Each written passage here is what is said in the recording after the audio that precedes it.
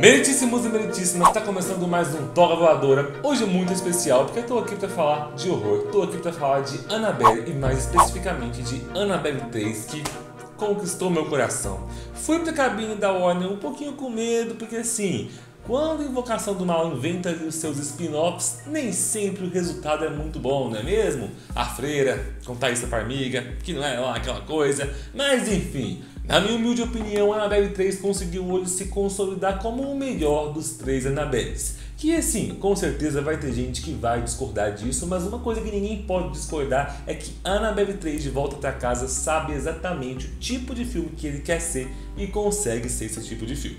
Hoje eu vou falar aqui minha breve opinião sobre o filme, mas depois eu vou debater mais sobre os pontos que ficaram soltos ali, que vão provavelmente ser desenrolados para novos filmes da franquia. Mas antes disso, se você não assistiu Annabelle 3 ainda, ou mesmo se você já assistiu, mas gosta de conteúdo de horror, corre lá no meu canal, porque eu e a Carissa Vieira fizemos um vídeo incrível contando tudo que você precisa saber antes de assistir o filme. Então corre lá, que o conteúdo tá muito massa. E se você ainda não viu o filme também, fica tranquilo, porque aqui a gente não vai ter spoilers muito relevantes, tá bom? Vão ser só algum detalhezinho ou outro, mas que você já podia ter pegado no próprio trailer. Bora lá?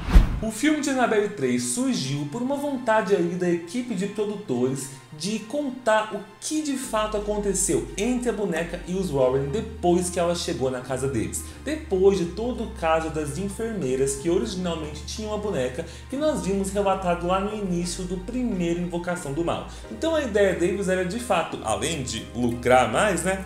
Que é o mais importante, a ideia deles era de fato trazer ali como uma espécie de prólogo da história da boneca com a família. Acontece que o filme sabe diferenciar bem que este não é uma Invocação do Mal, e sim de fato um dos spin-offs. Tanto que a história não é centrada no Ed e na Lorraine, como são os filmes de Invocação do Mal. Apesar de que os trailers tentaram bater bem ali na tecla de mostrar a imagem da Vera Farmiga e do Patrick Wilson para dar essa impressão pra gente de que eles seriam protagonistas do filme, o que eles não são, mas de fato não chega a desapontar, porque a protagonista do filme é a filha deles, a Judy, e na minha opinião eu acho que ela cumpre essa função muito bem. São quase 4 da manhã. Amanhã tem cabine de imprensa. Quem vai dormir no meio do filme do Homem-Aranha? O filme vai acompanhar então a Judy, que vai ter que passar um final de semana com a sua babá, Mary Ellen, enquanto seus pais estão viajando. E no meio desse final de semana, uma amiga da Mary Ellen vai chegar ali, a Daniela, e a Daniela está muito interessada em saber o que é que tem de fato ali naquela sala de artefatos misteriosa dos Warren. Bom, vocês já sabem o que tem naquela sala de artefatos, então vocês já imaginam o que acontece, porque com certeza ela vai liberar a Annabelle, e a Annabelle vai tocar o terror ali na casa dos Warren. E você já começa a sentir de cara o tom mais descontraído do filme quando você percebe ali no início que as três protagonistas vão ser uma pré-adolescente e 2 adolescentes. Você já percebe que não vai ser um filme que se leva tão a sério como os outros Invocação do Mal. Mas isso é bom, porque o filme ele aposta numa pegada ali que é mais leve, que até te faz rir em muitos momentos, mas que ainda assim não escapa da tensão que é necessária para te prender num filme de horror. Dá pra você sentir notavelmente a mudança de estilo de direção que tem ali, até porque é uma coisa que precisa ser mencionada.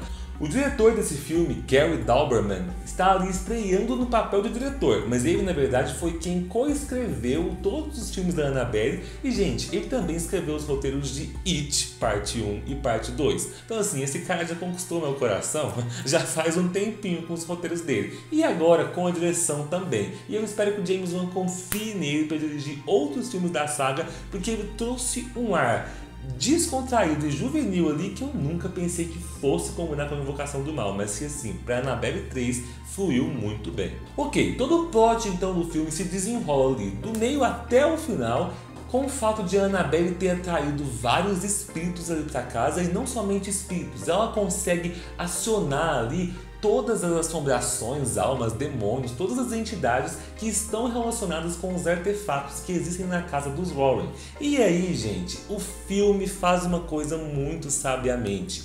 ele entrega ali uma série de entidades muito interessantes, tanto visualmente quanto na forma como elas se desenvolvem no enredo, que deixam a gente vidrado e com certeza nos deixam pensando na possibilidade de algumas ali ganharem filmes solo no futuro da franquia. E na verdade, essa era desde o início a intenção dos produtores, que esse filme funcionasse como a Annabelle ali liderando várias das entidades presentes na casa, para que eles pudessem testar com o público qual entidade os espectadores gostam de ver no cinema e quais ali não renderiam uma história sozinhas. Vamos falar então de quais são essas entidades e artefatos mostrados no filme que podem render futuros ali para a franquia. Vou começar pelo caso aqui que tem maior probabilidade de render filme. Na verdade, há grandes rumores que indicam que esse pode ser o plot central de Invocação do Mal 3 que estreia no ano que vem. Ali no filme nós temos um artefato dentro da sala dos Warren que remete a um cão negro, que de acordo com as explicações da Judy, seria um cão do inferno que possuía um ser humano ali em um dos casos. Acontece que quando esse cão do inferno aparece, a forma dele remete muito a um lobisomem, eles inclusive chegam a chamar ele de lobisomem durante o filme. Bom, isso foi uma clara referência a um caso dos Warren que realmente aconteceu, o lobisomem de Southend. Bom, nesse caso aqui, os Warren atenderam um cara que tinha um demônio dentro do corpo dele, só que esse demônio, talvez por uma estranha obsessão com lobisomens, decidiu dar uma forma de lobo pro corpo que ele possuía. Então dizem que no momento em que Ed e Lorraine tentaram realizar ali o exorcismo, garras cresceram no corpo do cara, ele se encheu de pelos, com orelhas pontudas e começou a uivar. Então ele literalmente foi se transformando em um lobo. Dizem que essa história é real, mas real ou não, o James Wan já disse várias vezes que ele tem muito interesse em usar esse lobisomem para um dos filmes da franquia e não temos nada confirmado, mas há chances altíssimas de esse ser o plot de Invocação do Mal 3 de fato. Considerando que a saga Invocação do Mal sempre pega ali a base do caso dos Warren, mas sempre inventa uma origem fictícia para eles, é muito provável que esse cão do inferno tenha sido inserido aqui no filme da Annabelle 3 para ele ser o que vai gerar a tal possessão demoníaca de lobisomem, no caso aí no filme que tá à frente. Outra personagem que surgiu no filme que deixou muitos críticos em dúvida, será que vai ter filme dela ou não? Porque teve um filme que tinha sido pré-anunciado pela Warner com o título de A Noiva. Bom, ali na história existe um vestido de noiva na sala dos Warren, que é um vestido amaldiçoado. Esse vestido passou por várias noivas diferentes e sempre que uma noiva usa esse vestido, ela é possuída por uma entidade que faz ela agir de forma violenta. Esse caso aqui foi vagamente inspirado num caso real dos Warren, que é o caso da Mulher de Branco, que era uma mulher vestida de branco que vagava por um cemitério que ficou muito famosa na sua cidade, e o Ed Warren nunca conseguiu se livrar desse espírito, mas chegou a escrever alguns textos num livro sobre ela.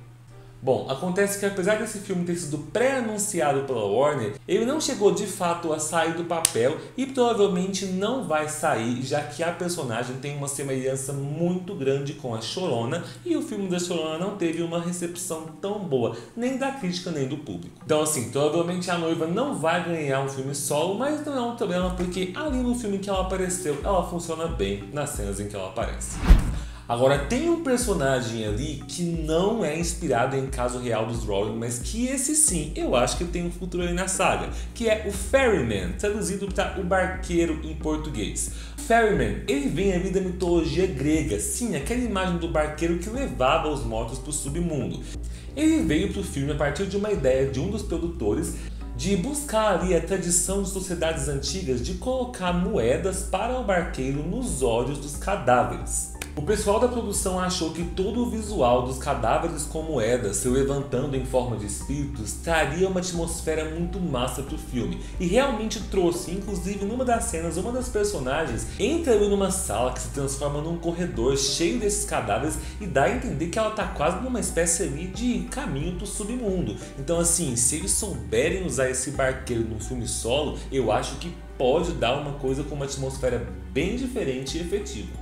E por fim, há dois elementos que não são personagens, mas que são elementos que funcionam muito bem ali no filme e que podem vir a aparecer em futuros filmes da saga, que são a TV amaldiçoada e o jogo de tabuleiro. Eu achei incrível como a direção do filme conseguiu passar uma atmosfera tão densa e um funcionamento, quase um mecanismo diferente para cada um desses dois artefatos que te deixa angustiado. A TV, ela prevê ali todos os movimentos da Daniela, prevendo tudo que ela vai fazer quando ela tá ali dentro da sala dos artefatos. E o que te deixa mais angustiado é que a Daniela ali, no desespero dela, vai repetindo de fato tudo que a TV estava prevendo que ela ia fazer. E o jogo de tabuleiro é um jogo que você tem que pegar objetos e enfiar a mão dentro de uma caixa sem saber o que tem ali dentro. Então assim, você vê os personagens enfiando a mão na caixa e aparentemente nada vai acontecer, mas você sabe que alguma coisa vai acontecer. E isso é o que te causa mais angústia. Só que nenhum dos dois chega de fato a ser muito explorado no filme. Nós não sabemos a quais casos eles pertencem, quais são as histórias por trás deles, então eles não rendem filmes solos, porque não dá pra você fazer um filme solo onde o antagonista é uma TV ou um jogo. Pelo menos eu acho que não, né? Vai que. Fica aí, ó. Seria bem criativo.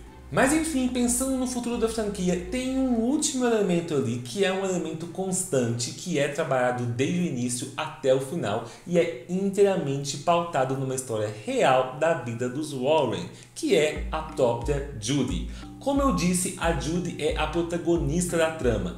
E tudo está girando ali em torno dela não estar conseguindo se adaptar na escola porque os pais dela são investigadores paranormais, eles estão sendo taxados de loucos no jornal, então ela está sofrendo bullying, obviamente. Para piorar, ela está começando a descobrir os poderes dela de vidente. E gente, detalhe, isso tudo aconteceu com a Judy real, que hoje já tem lá quase os seus 70 anos de idade, mas que relata sim que ela também é vidente, apesar dela não ter se profissionalizado tanto como a mãe. Mas ela já disse em entrevistas na vida real que quando criança ela de fato sofreu tudo que a personagem dela está sofrendo ali em Annabelle 3.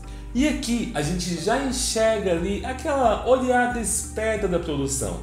Todo mundo sabe que a Vera Farmiga e o Patrick Wilson trazem ali os personagens que são as peças-chave de toda a franquia. E bom, uma coisa que todo mundo que tem um universo compartilhado no cinema tem que estar preparado ali e se de repente os atores largarem tudo? E se não tiverem mais Vera Farmiga e Patrick Wilson para contar a história? Bom, eles já têm ali uma carta na manga. Estão investindo na personagem da Judy, que com certeza tem um potencial ali para desenvolver aquele plot já esperado da filha que vai seguir os passos de vidente da mãe. Então, como a saga Invocação do Mal sempre teve e ainda tem uma liberdade muito grande para colocar o quanto de ficção que ela quiser em meio às histórias reais, eu não duvido nada que eles venham aí, ó, talvez lá para 2030, com a saga de Judy pegando os casos não resolvidos dos pais e levando para frente com seus poderes sobrenaturais.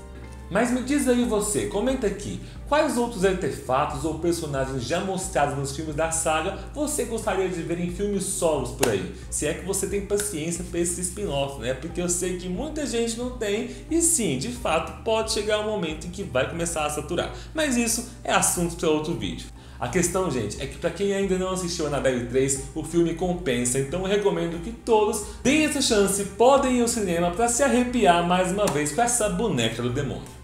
Deixe o seu curtir no vídeo, se inscreve aqui no canal e não se esquece de dar uma conferida também nos meus vídeos junto com a Carissa no meu canal e no canal dela sobre Annabelle. Um beijo e tchau!